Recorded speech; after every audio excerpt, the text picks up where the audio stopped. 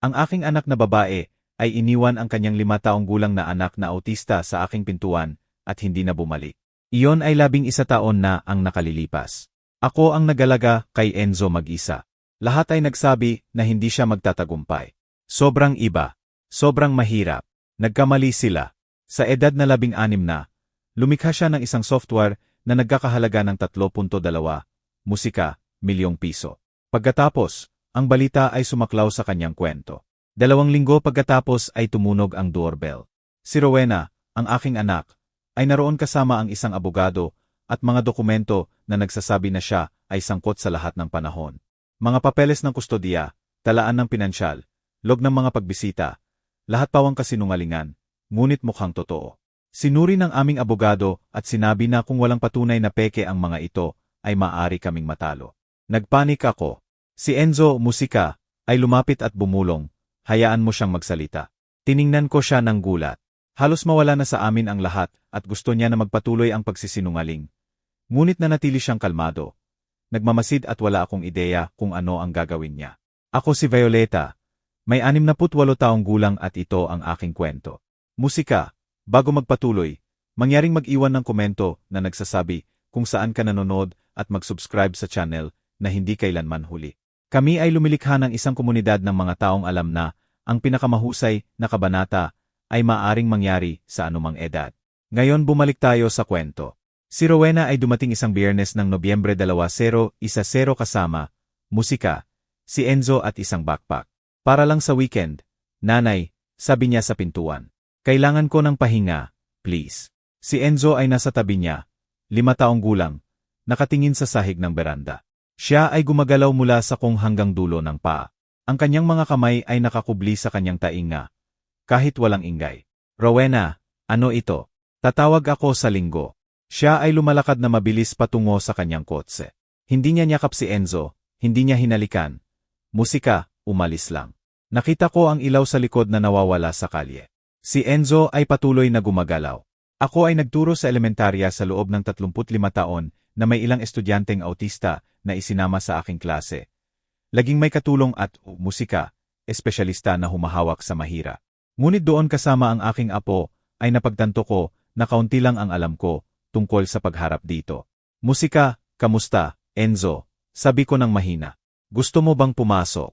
Hindi siya tumingin sa akin. Hindi gumalaw, gumagalaw lang. Kinuha ko ang kanyang backpack. Musika, ito ay magaan. Masyadong para sa isang weekend. Binuksan ko ang pintuan ng mas malawak at naghintay. Pagkalipas ng 1 minuto, musika, si Enzo ay dumaan sa tabi ko papasok sa bahay. Nakakubli pa rin ang kanyang tainga. Ang ref ay umuugong. Siya ay yumuko. Ang heater ay nag-on. Pinindot niya ang kanyang mga kamay ng mas malakas sa kanyang ulo. Isinara ko ang pintuan ng mahina hanggat maaari. Siya ay nasa sala na. Nakabaluktot sa sulok malapit sa istanterya. Gutom ka ba? Tanong ko. Wala. Uhaw. Gumalaw siya ng mas mabilis. Pumunta ako sa kusina. Naghain ako ng tubig sa isang plastik na baso na dilaw na iniingatan ko para sa kanyang mga pagbisita. Ang mga pagbisitang iyon ay bihira marahil 2 beses sa isang taon. Laging maikli. Dinala ko ang baso at inilagay sa sahig sa distansya ng isang braso. Tumigil siya sa paggalaw, tiningnan ang baso. Pagkatapos ay bumalik sa kanyang galaw. Ang unang gabi na iyon ay mas masahol. Naghanda ko ng chicken nuggets at French fries. Musika. Dahil sinabi ni Rowena na iyon ang kinakain niya. Tiningnan ni Enzo ang plato at lumayo. Musika. Sinubukan ko ang pasta. Hindi, isang sandwich. Itinulak niya sa mesa. Ano ang gusto mong kainin? Umungol siya na mababang tunog sa lalamunan at tiningnan ang dingding. Ang mga biskwit. Kumain siya ng 3. Ang oras ng pagtulog ay 1 sakuna. Sinubukan kong tulungan siyang magsipilyo ng ngipin at sumigaw siya. Hindi umiiyak, sumisigaw na parang nasasaktan. Lumayo ako at tumigil, ngunit nanginginig siya. Okay lang, sabi ko, pwede mong laktawan ito ngayong gabi. Inilagay ko siya sa guest room. Inilagay ko ang kumot tulad ng iniisip kong gusto ng mga bata. Itinapon niya. Sinubukan ko ulit. Sumigaw. Iniwan ko ang kumot sa paanan ng kama at lumabas ng paurong. Musika, hindi siya nakatulog. Narinig ko siyang umungol buong gabi. Paehong mababang tunog paulit-ulit. Ako rin ay hindi nakatulog. Sabado ng umaga ay tinawagan ko, si Rowena, walang sagot. Nag-iwan ako ng mensahe. Rowena, mahal, musika, tawagan mo ako. Kailangan kong malaman kung ano ang kinakain ni Enzo. Ano ang kanyang routine. Hindi siya tumawag. Sinubukan ko ulit sa gabi na iyon. Linggo ng umaga, gabi. Wala. Isang linggo ay naging 2. Dinala ko si Enzo sa pediatrician. Kinumpirma ng doktor ang hinala ko. Siya ay autista. Ginang Santos, may nagsabi ba sa iyo tungkol sa pag-evaluate sa kanya? Dapat ay inaasikaso ng kanyang ina. Ang doktor ay tumango ng mabagal. Bueno, ngayon ikaw na o musika ang gumagawa. In-enroll ko siya sa speech therapy, occupational, behavioral. Natutunan ko na kailangan niya ng parehong almusal araw-araw. Scrambled eggs, toast na hiniwa mula sulok hanggang sulok. Walang nagdidikit sa plato. Musika, natutunan ko na ang ruta papuntang therapy ay dapat pareho o sisigaw siya sa kotse. Natutunan ko na huwag hawakan siya maliban kung siya ang magsimula. Naging mahusay ako sa pagmamasid sa halip na kumilos. 2 linggo pagkatapos niya dumating. Musika, natagpuan ko siya sa sala sa madaling araw. Siya ay nasa sahig na may kahon ng toy cars na binili ko. Inaayos sila sa isang perpektong linya, ngunit hindi random. Inorganisa niya ayon sa kulay, sa paraan na hindi ko unang naintindihan. Umupo ako sa sofa at nagmasid kotse na pula. Pagkatapos ay isa na bahagyang orange. Pagkatapos isa pa na mas orange, dilaw, berde at ganun. Isang gradient na napakasubtol na kailangan kong mag-skint para makita ang pagkakaiba.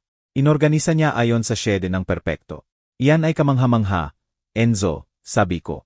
Hindi siya tumingin sa akin, ngunit nagpatuloy sa pag-aayos. Dumating ang Disyembre. Si Rowena ay hindi pa rin tumatawag. Sinubukan ko ang ibang approach kay Enzo. Tumigil ako sa pagsubok na pilitin siyang tumingin sa akin. Sa pagpilit na magsalita. Tinyak ko lang na pareho ang lahat araw-araw. Parehong almusal, parehong schedule, parehong programa sa tea. Parehong routine sa pagtulog na sa wakas ay tinolerate niya. Nasabihin lang good night mula sa pintuan. Kumalma siya. Hindi masaya, ngunit hindi gaanong agitated. Umupo siya sa sala kasama ako habang nagbabasa. Kumain siya nang hindi itinutulak ang plato. Sa bisperas ng Pasko ay gumawa ako ng sugar cookies. Hindi tumulong si Enzo, ngunit umupo, musika. Siya sa mesa at nanood sa akin na humihiwa ng chefs. Ang kusina ay amoy vanilla at butter. Tumunog ang telepono. Kinuha ko ito na umaasa. Nanay. Ang kanyang boses ay flat, pagod. Rowena. Salamat sa Diyos. Kailan ka pupunta para sa kanya? Kailangan kanya. Kailangan kong malaman. Hindi ko na kaya, nanay. Huminto ako. Ano? Siya ay sa iyo. Sinubukan ko talaga, ngunit hindi ko kaya. Ang kanyang boses ay nabasag. Hindi ko lang kaya. Rowena, hintayin mo. Namatay ang linya. Tinawag ko ulit. Tumunog, musika, at tumunog walang sagot. Sinubukan ulit. Voicemail. Nanatili ako sa kusina na may hawak na telepono. Ang cookies ay nasusunog sa oven. Usok na lumalabas. Pinatay ko ang oven. Inilabas ang tray. Ang cookies ay itim. Umupo ako sa sahig na nakasandal sa kabinet. Si Enzo ay lumitaw sa pintuan. Tiningnan niya ako ng matagal. Mas matagal kaysa dati. Pagkatapos ay lumakad sa counter. Kinuha ang dilaw na baso na ibinigay ko sa unang araw at inilagay sa sahig sa tabi ko. Tiningnan ko ang baso. Tiningnan siya. Bumalik siya sa sala. Umiyak ako doon sa sahig ng kusina na may nasunog na tray at dilaw na plastik na baso. Ang mga sumunod na taon ay nag-blur. Pinanatili ko ang lahat na pareho para kay Enzo. Parehong almusal tuwing umaga, itlog at toast, parehong ruta sa lahat ng lugar. Parehong oras ng pagtulog, parehong routine, lahat identical. Kapag ginawa ko itong consistent, okay siya, hindi masaya siguro, ngunit okay. Nang maging 6 siya, naging obsessed siya sa magnetic letters set na binili ko. Inaayos niya sa ref ng oras-oras, hindi salita, patterns, musika, groups, sequences na hindi ko naiintindihan. Sa therapy ay tinanong ko, ginagawa ba niya itong musika, mark sa lahat ng dako? Dapat ba akong mag-alala? Ang therapist, isang pasensyosong babae na si Doktora Linda ay umiling. Siya ay nagmamapa ng kanyang mundo. Nakakatulong ito sa kanya na makaramdam ng ligtas. Hayaan mo siya. Ginawa ko. Pinuno niya ang notebook pagkatapos ng notebook ng kanyang symbols at marks. Sa 7 ang symbols ay naging letters, pagkatapos maikling salita. Musika, itlog, toast, paralan, bahay, simple na bagay, ngunit sa capital letters, maayos. Sa 8 ay nagsusulat ng buong sentences, schedules, kung ano ang kinain, kung saan kami pumunta, kung ano ang nangyari. Natutunan niyang gumawa ng eye contact, minsan fleeting. Tinolerate ang grocery kung pupunta kami sa parehong oras tuwing linggo. Natutunan na hindi ko siya iiwan, na hindi ko babaguhin ang mga bagay ng walang babala. Isang umaga ng tagsibol, nang siya ay 8, naghahanda ako ng almusal. Itlog, toast, tulad ng dati. Si Enzo ay nasa mesa na may notebook na nagsusulat. Bakit umalis si nanay? Halos nahulog ang spatula. Lumiko ako. Nakatingin siya sa kanyang notebook, hindi sa akin, ngunit nagsalita siya. 3, musika, taon ng halos katahimikan. Pagkatapos maikling salita at ngayon ito. Buong sentence, tanong. Umupo ako sa harap niya. Sabi niya na hindi niya kaya. Tumango siya minsan. Nagsulat ng isang bagay sa kanyang notebook. Bumalik sa pagtingin sa pahina. Tumayo ako, tinapos ang almusal. Musika, inilagay ang kanyang plato. Pagkatapos ay pumunta sa banyo at umiyak kung saan hindi niya maririnig. Nagsalita siya, nagtanong nang hindi ko masagot, ngunit sinabi ko ang totoo. Iyon lang ang magagawa ko. Ang totoo, itlog at toast tuwing umaga at ang parehong dilaw na baso. Iyon ang mayroon ako para sa kanya. Sapat na iyan. 1 taon pagkatapos na nagsalita si Enzo sa akin sa unang pagkakataon. Tumawag ang paaralan na may problema. Ito ay Setyembre 2014 na. Si Enzo ay siyam.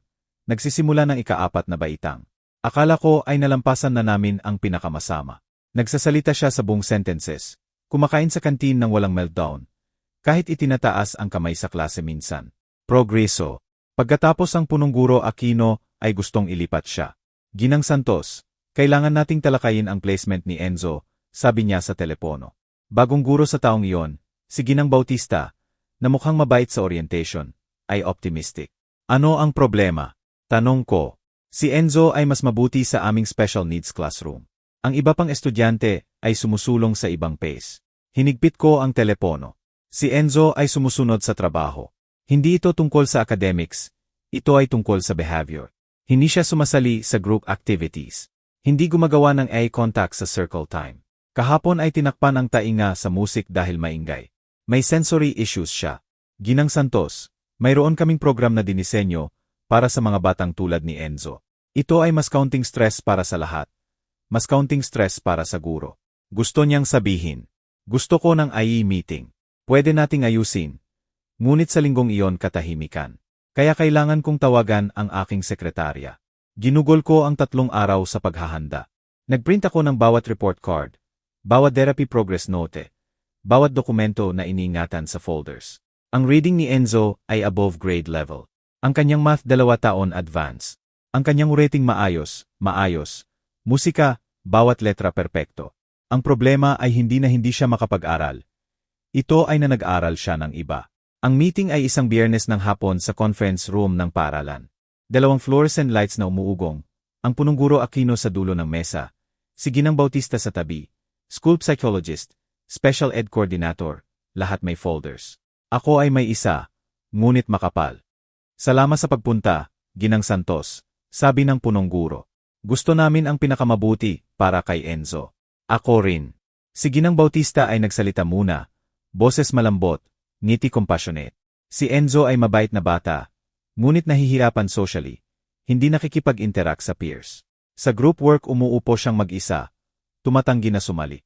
Ginagawa ba niya ang trabaho? Tanong ko. Nag-hesitate siya. Ngunit ang edukasyon ay hindi lang worksheets. Ito ay pagkatuto na makipagtulungan sa iba, makipag-communicate.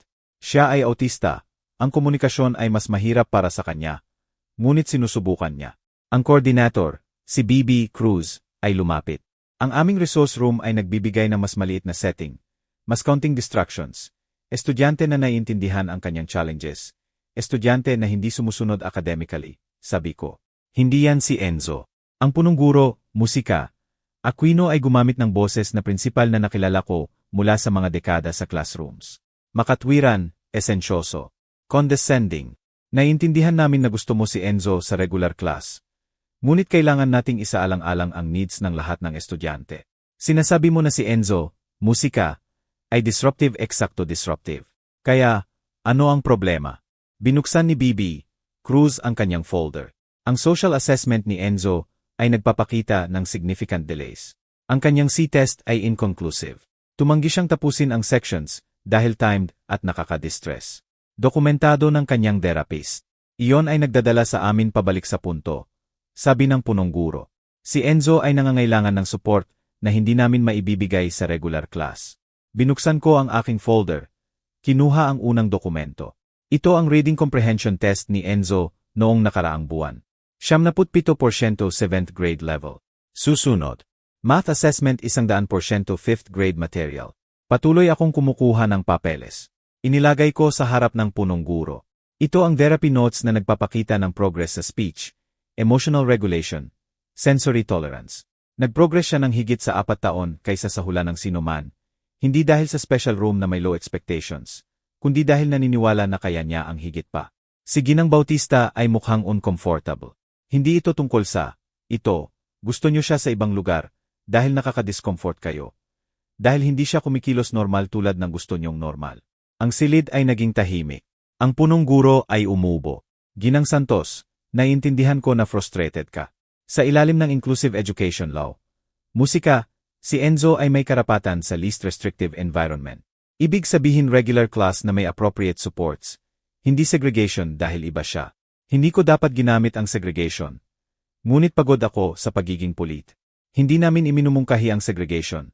Sabi ni Bibi, cruise ng mabilis, lamang mas appropriate na setting. Kaya, bigyan ng support sa kanyang current class, noise-canceling headphones para sa music, extra time para sa transitions, quiet space kung overwhelmed. Iyan ay accommodation, hindi removal. Nagtinginan sila. Ang punong guro ay bumuntong hininga. Gagawa kami ng IE na may ganyang accommodations, sabi niya sa wakas. Ngunit kung patuloy na mahihirapan si Enzo, hindi niya gagawin. Hindi ko talaga alam. Ngunit alam ko na ang pagsuko sa kanya ay hindi ang sagot. Sa hapon na yon ay inihanda ko ang lahat ng meeting notes sa mesa ng kusina. Inorganisa sa 3-ring binder. Color-coded tabs, medical, educational, therapy, legal. Ang aking mga kamay ay nakakaalam ng ganyang trabaho mula sa taon sa classrooms. Si Enzo ay pumasok mula sa sala. Nakita niya ang kanyang show, ang paehong episode na pinapanood tuwing Biyernes. Ang kanyang dilaw na baso ay nasa counter kung saan lagi niyang iniiwan. Nakita niya akong nagtrabaho. Ano ang ginagawa mo? Tanong niya. Tinitiyak na hindi makakalimutan ng paaralan kung ano ang kaya mo. Lumapit siya. Tiningnan ang papeles. Pwede ba akong tumulong? Tiningnan ko siya. Siyempre. Nagtrabaho kami ng magkasama sa 1 oras. Ipinakita ko ang aking system. Pinag-aralan niya. Pagkatapos ay itinuro ang therapy tab. Ito ay dapat i-order ayon sa PETSA. Pagkatapos ay ayon sa uri. Speech separate sa occupational, sa behavioral. Tama siya, mas logical. Ipakita mo, sabi ko. In-reorganize niya ang section sa 0 minuto. Lumikha ng system na hindi ko maiisip. Logical, malinis, perpekto. Nakita ko siyang nagtrabaho, mabilis na kamay, focused. Naiintindihan niya ang organisasyon sa level na hindi ko maabot. Pattern, structure, order. Musika, natural sa kanya tulad ng paghinga sa iba. Napakagaling niyan. Enzo, sabi ko nang matapos. Tumango siya. Hindi ngumiti, ngunit napansin ko na masaya siya. Sa susunod na taon, nang maging 1-0 siya, ang kanyang speech therapist ay nagsuggest ng tablet para sa communication support, isang bagay para sa pagsulat kapag mahirap magsalita. Nag-ipon ako at binili para sa kanyang birthday. Mastered niya sa 1 araw. Sa 1 linggo, musika, nag-download ng scanning API. Nagsimulang mag-photograph ng bawat pahina ng kanyang notebooks na lumilikha ng digital copies. Nakita ko siyang nagtrabaho methodical at focused, preserving lahat ng sinulat. Bakit mo ginagawa iyan? Musika, tanong ko. Para hindi mawala, sabi niya nang hindi tumitingin sa screen. Sa group therapy sessions para sa parents, ang iba pang mga nanay ay nagtatanong sa akin sa coffee time. Paano mo napapayag si Enzo na sumunod? Ano ang musika, secret mo? Paano mo hinahandle ang meltdowns? Hindi ko hinahandle, sabi ko.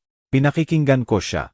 Isang babae, si Lucia, na ang anak na babae ay 7 at nonverbal, umiling. Ngunit, paano mo pinapanatili, musika, ang ganyang pasensya? Naisip ko. Siguro tumigil ako sa pagsubok na gawin siyang iba. Sinusubukan ko lang na intindihin kung sino siya. Tiningnan niya ako na parang sinabi ko ang malalim. Ngunit hindi. Iyon lang ang gumagana. Si Enzo ay nagsimulang magnote ng patterns sa lahat ng dako. Sa taong iyon sa kotse ay sinabi, ang traffic light sa ika-4 na kalye ay mali ang SYNC. Nananatili itong pula, musika. 45 segundo higit sa iba. Hindi ko alam kung totoo. Sa grocery ay tiningnan ang resibo at itinuro ang error sa presyo. Ang mansanas ay mali ang mark. 3 sentimo higit sa label. Lagi siyang tama. Minsan sa parent conference, ang punong guro Aquino ay ngumiti sa akin habang nagpapaliwanag ng progress ni Enzo. Ngunit ang kanyang mata ay nanatiling malamig. Sa kotse, musika, sinabi ni Enzo, hindi niya ako gusto. Ano? Hindi, mahal. Mabait siya. Ang kanyang mukha ay gumalaw ng mali. Ang ngiti ay hindi match. Tiningnan ko siya. Siya ay 10 taong gulang at nagbabasa ng mukha ng mas mahusay kaysa sa akin. Sa oras na maging 11 siya at magsimula ng ikalimang baitang. Musika, akala ko ay nahanap na namin ang aming RLYTEM. Pagkatapos, tumawag si Ginang Herrera isang hapon. Ginang, musika, Santos, nagdisrupt si Enzo sa klase ngayon. Bumagsak ang tiyan ko. Ano ang nangyari? Nagtuturo ako ng long division. Tumayo si Enzo at itinama ako sa harap ng lahat. Tama siya. Pause. Hindi yan ang punto. Yan eksakto ang punto. Tama siya. Ngunit pagkatapos ay nag-assist. Ginang musika, Santos, pinahiya niya ako. Dapat niyang intindihin na may oras at lugar. Siya ay 11. Nakikita ang error. Itinatama. Ganyan ang kanyang utak. Isa pang parent conference. Isa pang tumpok ng papeles. Sa pagkakataong ito ay gusto nilang label siya bilang oppositional defiant. Musika, dinala ko ang buwan ng therapy notes. Ang assessments ni Dr. Linda, nagpapakita na si Enzo ay hindi defiant. Siya ay direct, factual. Hindi naiintindihan ang social hierarchies na nagsasabi na laging tama ang adults, kahit mali. Hindi siya disrespectful, ipinaliwanag ko sa school psychologist. Siya ay honest. Musika, may pagkakaiba. Sumang-ayon sila na iwan na lang. Sa gabing iyon ay nagtanong si Enzo sa dinner. Bakit gusto nilang maging iba ako? Inilagay ko ang tinidor. Ano ang ibig mong sabihin? Ang mga guro, ang iba pang bata. Lahat gusto na kumilos ako na hindi ako. Wala akong magandang sagot. Dahil natatakot sila sa mga nakakakita ng higit sa kanila. Sabi ko sa wakas. Musika, naisip niya. Tumango, bumalik sa pagkain. Linggo pagkatapos ay hiniling ang kanyang birth certificate. Para saan? Gusto kong makita. Nahanap ko sa aking file cabinet. Pinag-aralan niya ng matagal. Pagkatapos ay hiniling ang school enrollment papers. Ang kanyang SSS card. Lahat na may kanyang pangalan. Okay ka ba? Ito ba dahil sa iyong nanay? Gusto ko lang makita lahat. Siguraduhin na okay. Inakala ko na nagpo-process siya ng nangyari. Sinusubukan na intindihin kung bakit umalis si Rowena. Kung ano ang kanyang buhay sa papel. May sentido para sa batang nag-organisa ng mundo sa categories at files. Tinulungan ko siyang iskan lahat sa kanyang tablet, birth records, medical history, musika, bawat legal document na mayroon ako. Iniingatan niya ng maingat, gumawa ng backups, lumikha ng folders na may labels na hindi ko ganap na naiintindihan. Ano ang binubuo mo? Tanong ko minsan. Isang system, sabi niya, para walang mawala. Akala ko ay nagpo-process ng kanyang past. Hindi ko alam na naghahanda siya para sa future. Ang future na yon ay nag-form sa summer na maging 12 si Enzo. Nag-scan siya ng documents ng buwan. Inorganisa sa kanyang tablet na may focus na natutunan kong huwag interrupt.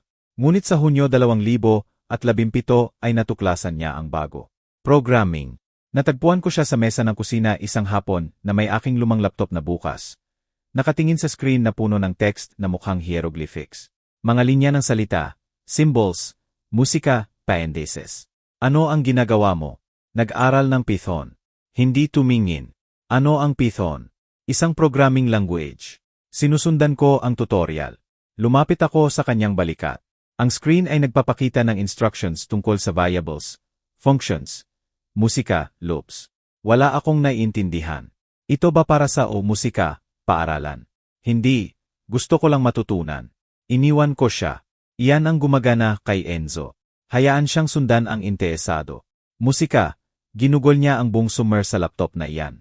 Habang ang iba pang bata ay pumupunta sa camps o pools, si Enzo ay nagpo-program. Musika, dinala ko ang lunch at kumain ng hindi tumitingin. Ang kanyang dilaw na baso sa tabi.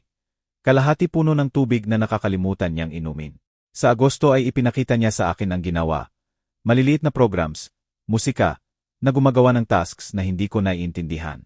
Ito ay nag-organisa ng files ayon sa PETSA. Ipinaliwanag. Ito ay naghahanap ng duplicates. Musika, ito ay nagve-verify kung binago ang file. Iyan ay impressive. Enzo tumango. Nagpatuloy sa typing. Sa Setyembre, musika, ginamit ko ang huling savings para bumili ng mas magandang computer. Isang totoong isa. Hindi ang aking old na tumatagal ng 5 minuto para mag-on. Deserve niya. Ang salesman sa electronics store ay nagtatanong para saan gagamitin ni Enzo. Programming. Ilang taon, musika, ka. 12, ngumiti ang lalaki. Magandang edad para magsimula. Malayo ang mararating mo. Hindi sumagot si Enzo. Naghintay lang na magbayad ako. Sa bahay ay ini-install ang bago sa kanyang kwarto. Pinapangako ko na lumabas para sa meals at matulog ng maayos. Sumangayon siya, ngunit ang kanyang isip ay nasa mundo ng kode na hindi ko mapapasok. Isang hapon ng Oktubre ay tinawag ako sa kanyang kwarto. Gusto kong ipakita sa iyo ang isang bagay. Umupo ako sa gilid ng kanyang kama. Nag-pull up ng program, musika, sa screen. Ano iyan? Tingnan mo. Binuksan ang isang document. Simple text file na may sentences. Pinatakbo ang kanyang program. Lumitaw ang mahahabang numero. Iyan ang signature ng document. Tulad ng fingerprint. Okay, sabi ko nang hindi ganap na naiintindihan. Binuksan ulit, binago ang isang salita. Nakasave, pinatakbo ang program. Iba ang numero. Musika, nakikita mo. Nagbago ang signature. Ibig sabihin binago ang document. Kaya, malalaman mo kung may nag-edit ng isang bagay. At kailan at ilang beses. Tiningnan niya ako, gumawa ng eye contact. Isang segundo para sa mga bagay na manatiling totoo. Naisip ko ang mga school meetings na sinasabi ng admins ang isang bagay at pagkatapos ay itinatanggi. Ilang beses gusto ko ng proof. Iyan ay musika, brilliant, Enzo, bumalik sa screen. Ito ay pattern recognition lang. Digital sa halip na physical. Sa susunod na taon, sa 13 ang project ay lumaki. Gusto kong idigitize ang lahat ng iyong binders. Sabi niya isang umaga sa almusal. Ang school meeting notes, lahat. Tiningnan ko siya sa aking kape. Maraming scanning iyan. Nagawa na natin ang legal. Alam ko, ngunit gusto ko lahat sa system. Anong system? Ang binubuo ko. Naisip ko ang mga musika, binders. Taon ng struggles, advocacy. Proof na si Enzo ay hindi ang iniisip nila. Sige, sabi ko. Ngunit ikaw ang mag-scan. Musika, ang aking likod ay hindi makatiis ng oras na nakayuko. Ginugol namin ang mga linggo. Kinuha ang binders at nag-scan si Enzo, pahina pagkatapos ng pahina. IE notes mula 2014 na. Therapy evaluations mula 2012. Report cards, progress reports, incident reports. Bawat papel na nagsasabi ng kwento ni Enzo, hindi lang nag-scan. Nagdagdag ng layers ng info na hindi ko nakikita. Ano ang idinadagdag mo? Tanong ko minsan. Timestamps, verification codes, hash values. Pause. Bawat document ay nakakonekta sa nauna at susunod tulad ng chain. Kung babaguhin ang isang link ay masisira ang lahat. Bakit may magbabago nito? Tiningnan niya ako. Bakit gusto ni Punong Guro Aquino na ilipat ako sa Siam? Good point. Kaya, pinoprotektahan nito ang katotohanan. Nakita ko siyang nagtrabaho. Ang batang ito na non-verbal 7 taon na ang nakalipas, na sumisigaw sa vacuum, na hindi tumitingin sa sinuman. Ngayon ay bumubuo ng isang bagay na halos hindi ko naiintindihan. Isang bagay na makapangyarihan. Proud ako sa iyo, sabi ko. Tumango siya. Nagpatuloy sa scanning. Nagbago ang aming relasyon. Hindi kami nangangailangan ng maraming salita. Sinasabi ko ang isang bagay. Tumango siya. Ipinapakita sa akin ang isang bagay sa kanyang computer. Sinasabi ko na maganda. Nagdi-dinner kami ng magkasama tuwing gabi. Parehong oras. Parehong umusika. Upuan. Ang kanyang dilaw na baso laging sa kanan ng kanyang plato. Komportable. Yan. Comfortable silence kasama ang taong naiintindihan na hindi kailangang punuin ang bawat katahimikan ng ingay. Nagnegatibo, 14 na siya sa Nobyembre, 2018. Isang hapon ay nagtatanong kung iniingatan ko ang isang bagay mula nang dumating siya upang manirahan sa akin. Tulad ng ano? Resibo, calendars, bank statements, anumang mula 2010 o 2011. Kumunot ang noo ko. Bakit mo gusto iyan? Tingnan lang. Dinala ko siya sa gare. Ipinakita ang mga kahon na hindi ko itinapon dahil hindi ako nagtatapon. Lumang buwis, utility bills, bank statements ng dekada, calendars na may appointments at errands sa aking masikip na sulat kamay. Iniingatan mo lahat nito?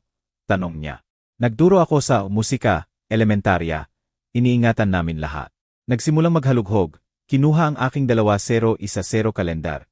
Binuksan sa Nobyembre. Hinila ang daliri sa dates. Para saan mo kailangan ito? Tanong ko. Kailangan kong malaman kung ano talaga ang nangyari. Hindi ang sinasabi. Ano talaga ang nangyari? Umupo ako sa baliktad na kahon. Ito ay dahil sa iyong nanay. Hindi sumagot kaagad. Nagpatuloy sa pagtingin sa kalendar. Ang aking sulat na nagmamarka ng araw na dinala siya ni Rowena. Ang mga araw pagkatapos, subukan nuggets, tawag kay Rowena. Appointment sa doktor. Kailangan ko ang timeline, sabi niya sa wakas. Nang nangyari, ano ang totoo? Ang aking dibdib ay humigpit. Nagpo-process siya ng abandonment. Ang taon nang wala siya. Tanong na walang sagot. Pwede nating iskan lahat. Sabi ko, ano man ang kailangan mo. Dinala namin ang mga kahon sa loob. Ginugol namin ang buwan sa scanning grocery resibo. Bank statements na nagpapakita na hindi ako tumanggap ng pera mula kay Rowena.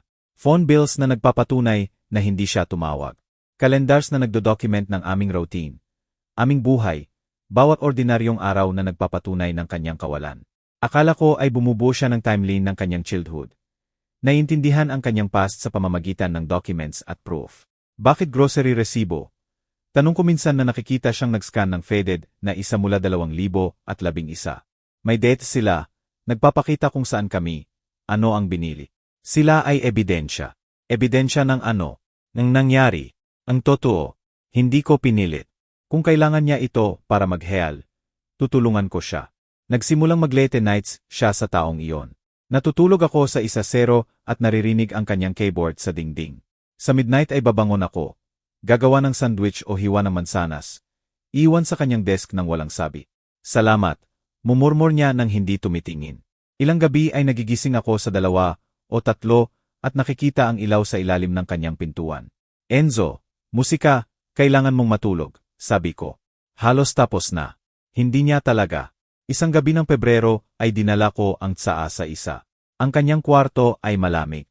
3 monitors ngayon na nagpapakita ng screens ng code, documents, data. Ano ang ginagawa mo? Isang bagay na makakatulong sa mga tao na malaman kung ano ang totoo at peke. Ano ang nangyari versus ano ang inaangkin ng isang tao. Iyan ay napakahalaga para sa iyo. Dahil sa iyong nanay, naisip niya. Dahil ang mga tao ay nagsisinungaling at minsan kailangan mo ng proof. Hinalikan ko ang kanyang ulo. Ang kanyang buhok ay kailangan ng gupit. Huwag mag-all-nighters. Hindi ko gagawin. Ginawa niya pa rin. Ilang umaga ay natatagpuan ko siyang natutulog sa kanyang desk.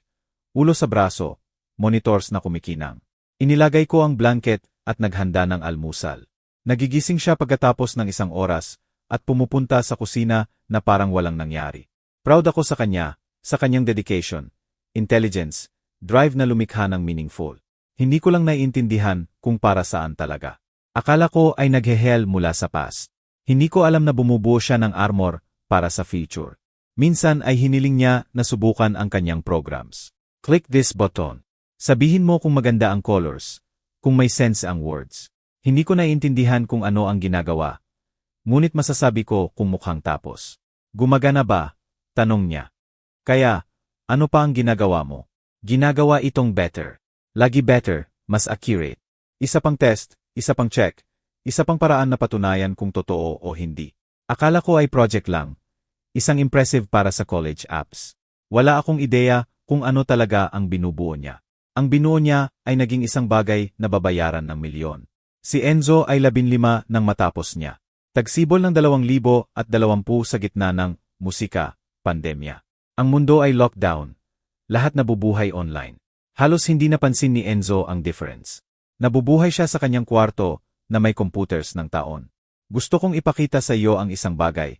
Sabi niya isang hapon ng Mayo. Sinundan ko siya sa kanyang kwarto.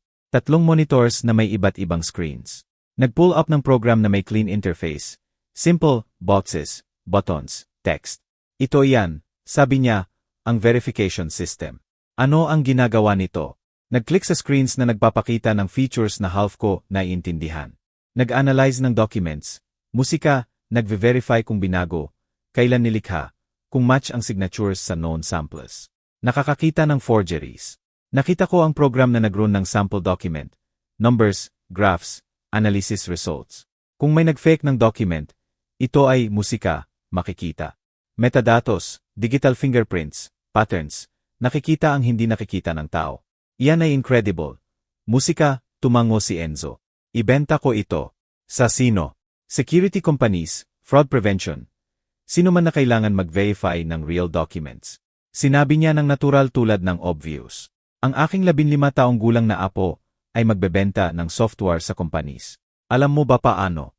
Nag-research ako. Siyempre, nagsimulang mag-contact ng companies sa buwang iyon. Nagpadala ng emails na may professional language.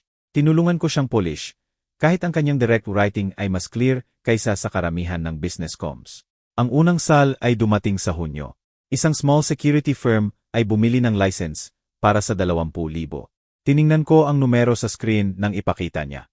20,000, mas mababa kaysa sa halaga, sabi niya. Ngunit proof of concept. Gayon may client ako. Tama siya. Kapag nalaman na gumagana, iba ay gustong demos. Si Enzo ay tumatanggap ng calls sa kanyang kwarto na may calm voice na nagpapaliwanag ng technical concepts nang walang dumbing down. Naririnig ko mula sa hallway. Minsan sinasabi, ang algorithm ay nagko-compare ng hash values, musika, sa multiple layers ng verification at ang kabila ay naiintindihan o nagpipretend. Nagnegatibo, 16 na siya sa Nobyembre 2020. Sa Enero 2021 ay may 6 pang clients at pera na sapat para sa college 2 beses. Pagkatapos ay dumating ang big offers. Tech companies gustong exclusive rights.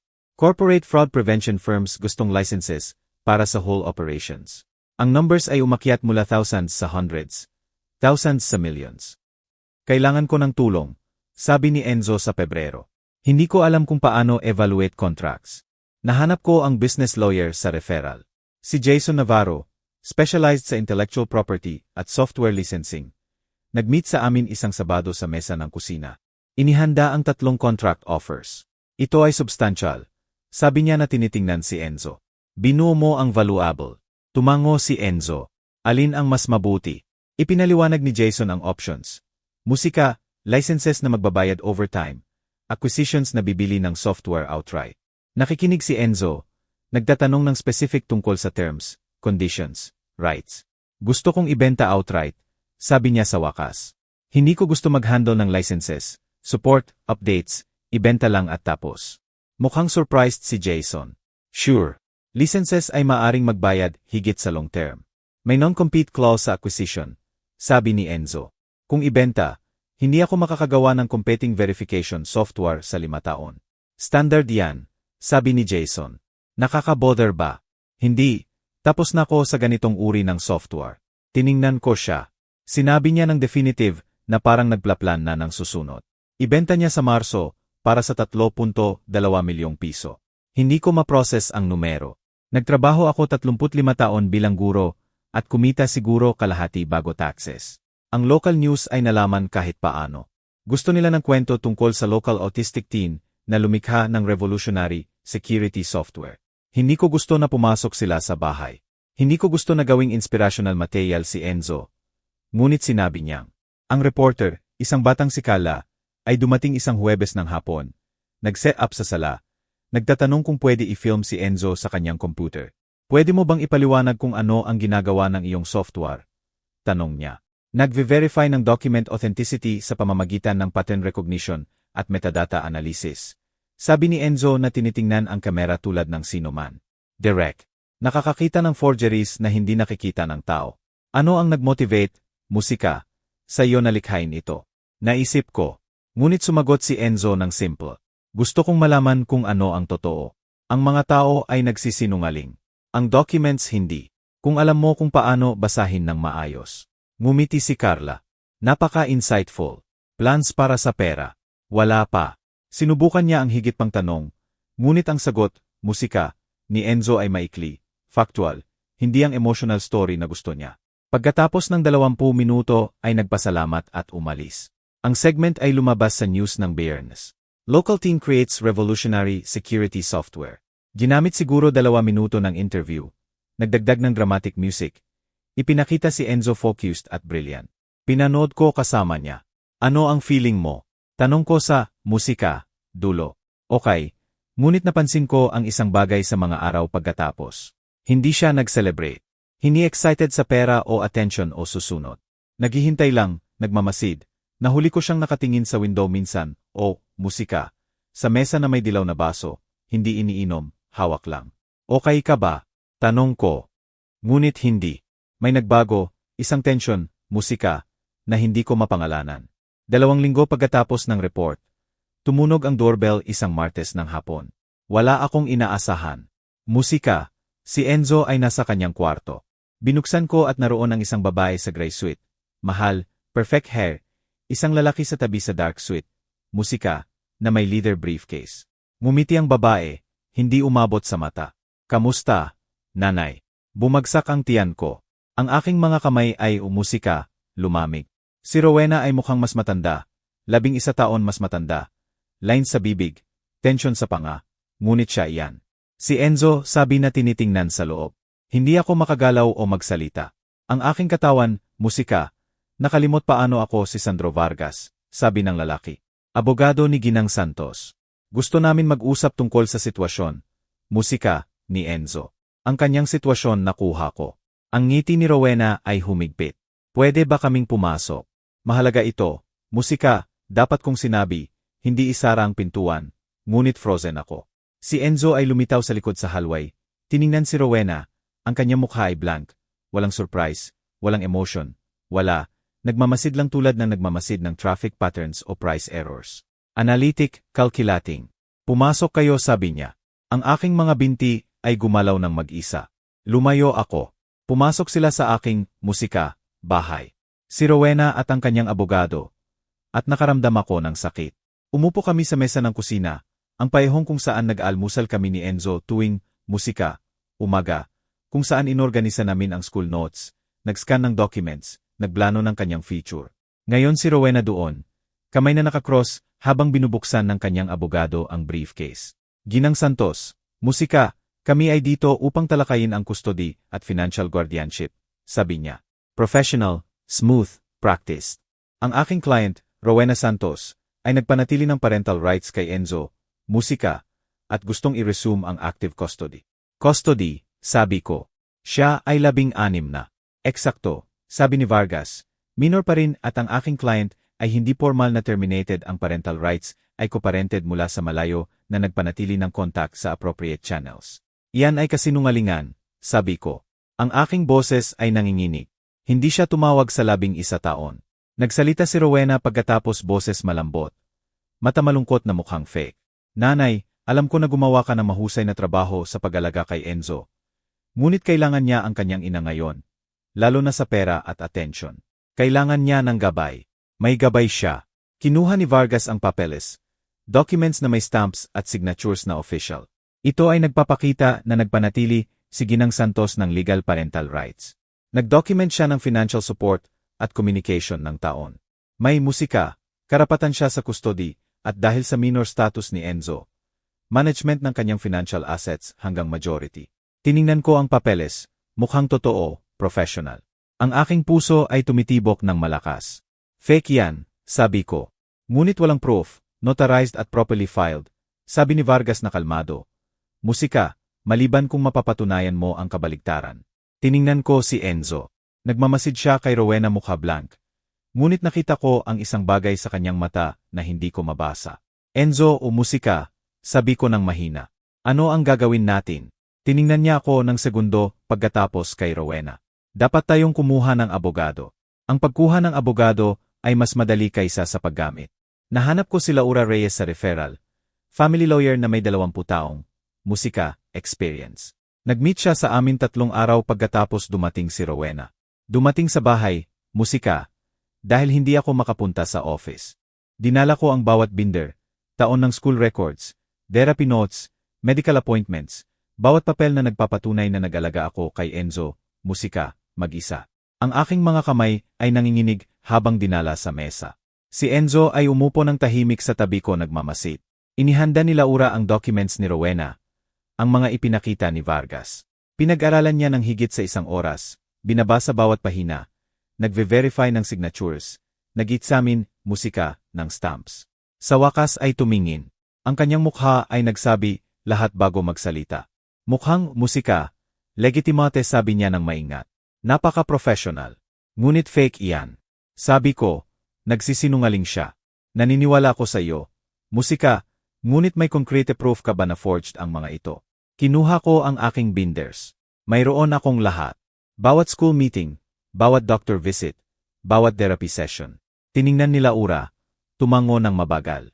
Ito ay excellent documentation. Nagpapatunay na ikaw ang primary caregiver. Ngunit Ginang Santos, walang hard evidence na fraudulent ang kanyang documents. Musika, maaring magdesisyon ang judge sa kanyang favor. Bakit? Dahil hindi niya legal na terminated ang parental rights.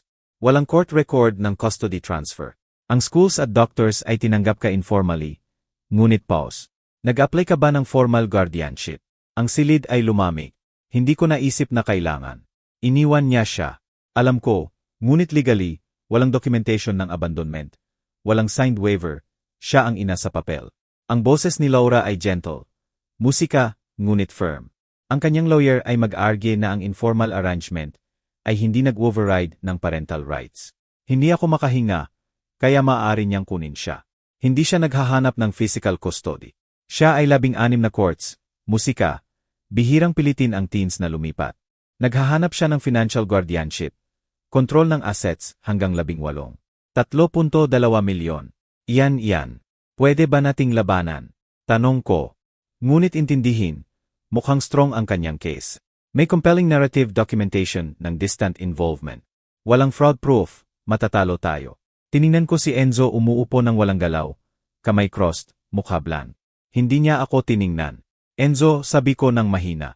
Naiintindihan mo ba ang nangyayari? Natatakot ka ba? Naisip niya. Hindi, paano hindi? Ako ay terrified. Ipinaliwanag ni Laura ang next steps, feelings, discovery, court dates. Tatagal ng linggo, siguro buwan. Buong panahon ang claim ni Rowena ay nakabitin. Pagkatapos niya, musika, umalis. Umupo ako sa mesa at bumagsak. Mawawala ka sa amin, sabi ko sa pagitan ng luha. Pagkatapos ng lahat, 11 taon, mawawala. Tumayo si Enzo, walang sinabi. Lumakad sa kanyang kwarto at isinara ang pintuan. Gusto kong sabihin niya na okay lang, na ipakita ang emosyon, takot, isang bagay, ngunit iniwan ako doon. Umiiyak ako mag-isa ng 1 oras. Ang deposition ay nagsimula 2 linggo pagkatapos. Si Rowena ay umuupo sa conference room ng kanyang abogado, composed, styled hair, subtle makeup, sa soft gray sweater na nagpapamukha sa kanyang maternal. Tanong ni Vargas sa kanya, sumagot ng fluent, pwede mo bang ilarawan ang iyong involvement sa buhay ni musika, Enzo sa huling 11 taon? Nagpanatili ako ng consistent contact, sabi niya. Boses stable, musika warm, apologetic. Nagbisita buwan-buwan kapag possible. Nagpadala ng financial support sa remittance. Tumawag regularly para i-check ang progress. Bakit hindi mo pinanatili ang physical custody? Naramdaman ko na mas mabuti para kay Enzo ang stability sa aking nanay habang hinaharap ko ang personal challenges. Ngunit hindi ko siya inabandona. Hindi ko tumigil na maging kanyang ina. Hindi ko tumigil na mag-alala. Nagbigay siya ng dates, specific months ng supposed visits, musika, exact amount sent, Disyembre 2012, 300, Abril 2014 na, 500. At ganun isang detailed financial log ng support na hindi nangyari. Umupo ako na nakikinig na kuko sa palat. Ginang Santos, bakit naghahanap ka ng custody arrangements ngayon? Tanong ni Vargas. Dahil si Enzo ay may significant assets na kailangan ng proper management. At habang lumalapit sa adulthood, gusto kong present para sa musika, critical transition na ito. Gabayan siya, bawiin ang nawalang oras. Tiningnan niya ako nang sinabi. Mata malungkot, ngiti remorseful. Gusto kong sumigaw, tawagin siyang sinungaling sa harap ng lahat. Ngunit nagbabala si Laura. Manatiling calm, huwag mag-react, hayaan siyang sabihin ang kanyang kwento. Pagkatapos ni Rowena, dinala ako ni Laura sa aside. Ang kanyang testimony ay detailed, consistent. Iyan ang nagko-convince sa judges. Ito ay lease. Musika, alam ko. Ngunit pwede mo bang patunayan? Hindi ko kaya. Ang deposition ni Enzo ay 3 araw pagkatapos. Tanong ni Vargas tungkol sa musika, kanyang childhood, memories ng kanyang ina, kanyang involvement. Naalala mo ba ang visits ng musika, iyong ina? Hindi ko naalala ang specifics. Mga tawag mula sa kanya. Kailangan kong i-check ang aking records. Financial support. Alam mo ba na nagpapadala siya ng pera? Hindi ko naalala na tumanggap ng pera mula sa kanya. Mukhang pleased si Vargas. Akala niya ay mahina ang memory ni Enzo, na sumusuporta sa narrative ni Rowena ng involvement. Musika, ngunit si Enzo, autista, simple lang hindi naalala. Siyempre, wala siyang ideya. Nagtanong din sila Ura kay Enzo. Pwede mo bang ilarawan ang iyong relasyon sa iyong lola? Inaalagaan niya ako, nagluluto, tumutulong sa school, laging naroon. Gusto mo bang manirahan sa kanya? Gusto mo ba na kontrolin ng iyong ina ang iyong finances? Hindi maikling sagot, direct, totoo. Ngunit mukhang mahina laban sa detailed lies ni Rowena. Pagkatapos ay dinala kami ni Laura pauwi. Ginawa mo ng mabuti, sabi niya. Ngunit, Ginang Santos, honestly, walang evidence ng fraud sa documents ni Rowena ay magiging mahirap. Gaano tayo maaring mawala? Sa gabing iyon ay hindi ako nakatulog. Nakahiga ako na nakatingin sa kisam. Naiisip si Enzo na kinuha. Rowena na nagkokontrol ng kanyang pera. Siya na magiging 18 at free. Ngunit ang 2 taon ay mukhang forever. Sa 3 na madaling araw ay bumangon ako. Nakita ang ilaw sa ilalim ng kanyang pintuan. Binuksan na mahina. Siya ay nasa kanyang computer. 3 monitors na kumikinang. Lines ng kode sa isang screen. Documents at data sa iba. Enzo, alas negatibo 3 na. Hindi lumingon. Alam ko. Kailangan mong matulog. Bukas court. Halos tapos na. Tapos, ano? Nagpatuloy sa typing ang aking records. Lumapit ako. Nakita ko ang spreadsheets na may dates, files na may names, nakilala ko ang bank statements, calendar entries, phone logs. Enzo, hindi ko alam ano ang gagawin, sabi ko. Ang aking boses ay nabasag. Hindi ko alam paano labanan ito. Tumigil siya sa typing. Hindi lumingon. Sabihin mo lang ang totoo bukas, sabi niya ng mahina. Iyan lang ang dapat mong gawin. Ang totoo ay hindi sapat. May documents siya. Fake proof. Misika, ngunit proof. Sabihin mo ang totoo, ulit niya. Gusto kong yugyugin siya para intindihin ang seriousness. Ngunit nanatili siyang calm, focused, na parang ang pagkawala ko ay hindi mahalaga. Bumalik ako sa kama, hindi nakatulog, lamang sa dilim, terrified. Si Enzo ay nanatili sa kanyang computer buong gabi. Narinig ko ang keyboard hanggang madaling araw. Wala akong ideya kung ano ang ginagawa niya. Alam ko lang na halos mawala siya at wala akong magagawa para pigilan. Dumating ang umaga, gusto man o hindi. Bumangon ako sa 6, naghanda ng almusal. Wala kaming kumain. Si Enzo ay lumabas sa 7, nag-shower, nagsuot ng button-up shirt na binili para sa court. Mukha siyang mas matanda kaysa 16 na. Pagod, ngunit calm. Ready ka ba? Tanong ko. Nag-drive kami sa korte ng tahimik. Ang aking mga kamay ay nanginginig sa steering wheel. Si Enzo ay nakatingin sa window. Nakita kami ni Laura sa hagdan. Tandaan. Musika, calm. Ako ang magsasalita. Enzo. Sumagot ng direct. Huwag mag-offer ng info. Tumango si Enzo. Ang courtroom ay mas maliit kaysa inaasahan.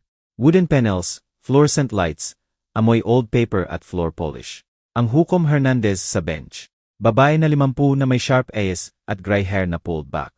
Si Rowena umuupo sa harap kasama si Vargas, dressed carefully, soft colors, minimal jewelry, loose hair, mukhang concerned mom. Umupo kami, si Laura sa tabi ko, si Enzo sa isa. Lahat tumayo, sabi ng bailiff. Nagsimula ang hearing. Tumayo si Vargas. Musika, ipinakita ang kanyang case ng fluent. Rowena Santos, ina ni Enzo, nagpanatili ng consistent involvement despite personal challenges. Documentary evidence ng non-terminated parental rights, provided financial support, maintained regular contact. Inilagay ang documents sa evidence table, custody papers, co-parenting agreements, financial logs, lahat fake, lahat convincing. Pinag-aralan ng maingat ng hukom Hernandez. Musika, tumagal, pagkatapos tiningnan si Rowena. Ginang Santos, pwede mo bang ilarawan ang iyong involvement sa buhay ni Enzo sa huling 11 taon? Ang boses ni Rowena ay stable, warm. Sinubukan kong manatiling connected hanggat maaari. Your Honor. Nagbisita kapag possible.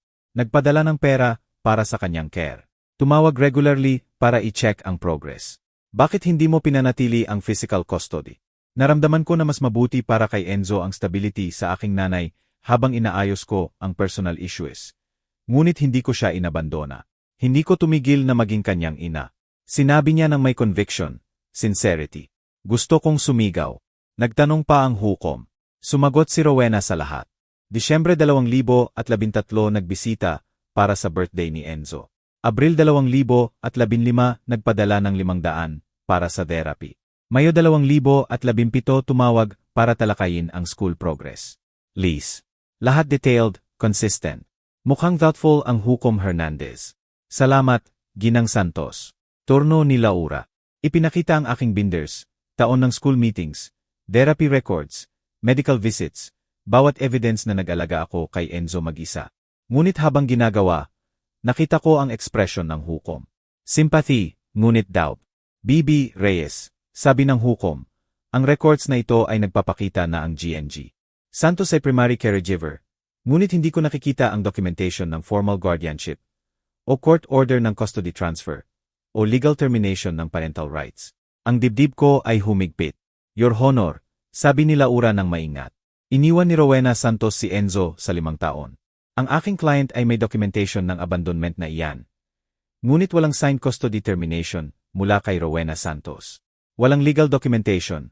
Ang kanyang parental rights ay nananatiling intact. Tiningnan ako ng Hukom. Not unkindly.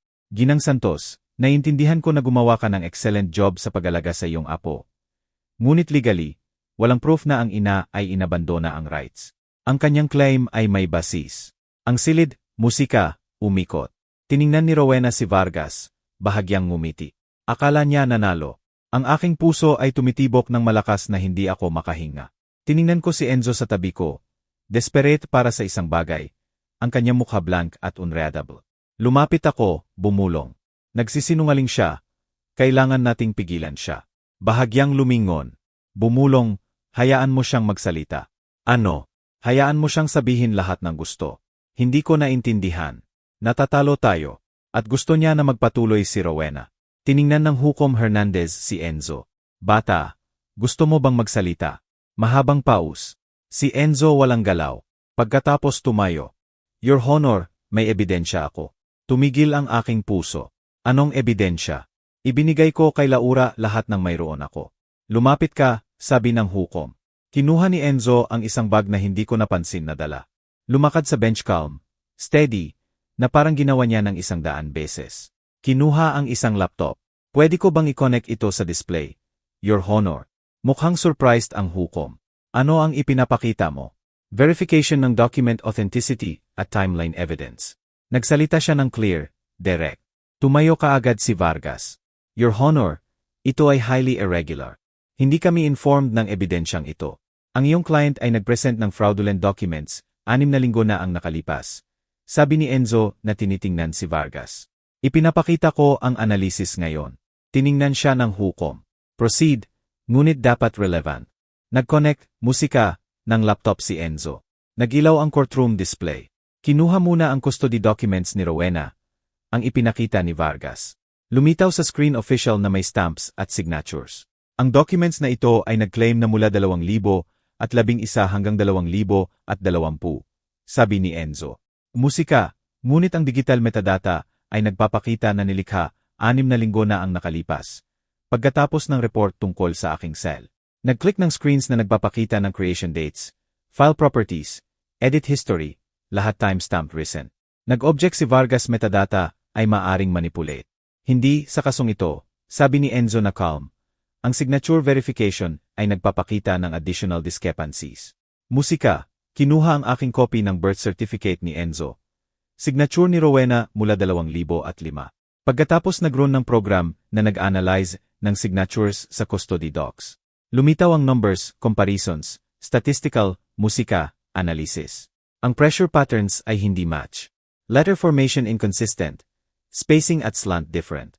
Ang signatures na ito ay forged. Paano mo alam ito? Binuo ko ang musika verification system. Nag-analyze ng documents para sa authenticity. Ito ang ibinenta ko noong nakaraang buwan. Ikaw ay 16 na. Musika, sabi ng Hukom. Blink. Magpatuloy. Kinuha ni Enzo ang bagong screen, isang timeline. Ito ang aking records. Nagdo-document ako ng aking buhay mula Siyam. Nagpakita ng spreadsheets, scanned docs, photos, lahat timestamp verified. Nag-claim si Ginang Santos ng visit sa Disyembre 2013. Dito ang kalendar ng aking lola sa buwang iyon. Nagpapakita ng schedule. Dito photos ng linggong iyon na may timestamps. Dito therapy notes mula Disyembre siyam. Therapist confirmed ina-absent. Dito school attendance log, musika. Nagpapakita ng daily presence sa buwang iyon. Nag-click ng higit pang screens. Disyembre 2013. Si Rowena, musika, ay hindi naroon. Nag-claim si Ginang Santos ng remittance sends. Dito 7 taon ng complete bank statements ng aking lola. Walang deposits mula kay Rowena Santos ni ₱1. Lumitaw ang bank statements. Bawat transaction highlighted. Bawat source documented. Wala mula kay Rowena. Nag-claim ng regular calls. Dito phone company logs mula 2010 hanggang present. 0 calls mula sa kanyang number pagkatapos ng Disyembre 24, 2010. Phone logs. Taon ng mga ito. Numero ni Rowena highlighted. Abril 2015. Nag-claim ng 500 send para sa therapy. Dito bank statement nagpapakita ng out-of-pocket payment. Dito lola kalendar nagpapakita ng payment. Dito resibo. Bawat claim ni Rowena si Enzo, musika, ay giniba sa proof. Tumayo ulit si Vargas.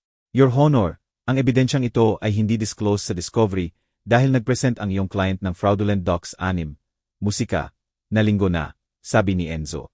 Binuo ko ang verification system para i-analyze ang mga ito. Impossible, musika, sabi ni Vargas. Hindi mo mabubuo ang ganyan sa 6 na linggo. Hindi ko ginawa, sabi ni Enzo. Binuo ko sa 7 taon. Tapos lang ang analysis ng specifics na ito 6 na linggo na.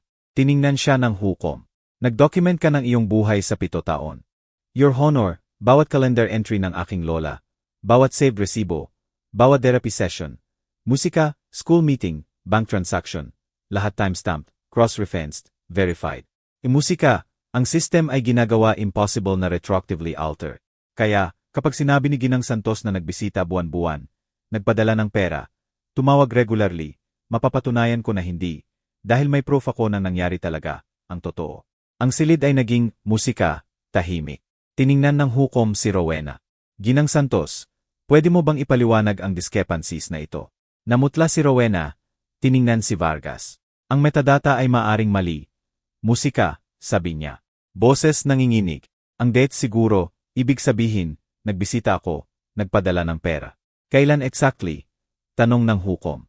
Ako, Disyembre 2013, naalala ko. Proof, musika, resibo, photos, isang bagay. Nag-stutter si Rowena. Hindi ko iniingatan ang records. Naroon lang ako. Alam ko na naroon ako. Ngunit may records siya. Nag-present ka ng detailed financials ng remittances sent. Ibig sabihin, nagpapakita iyan.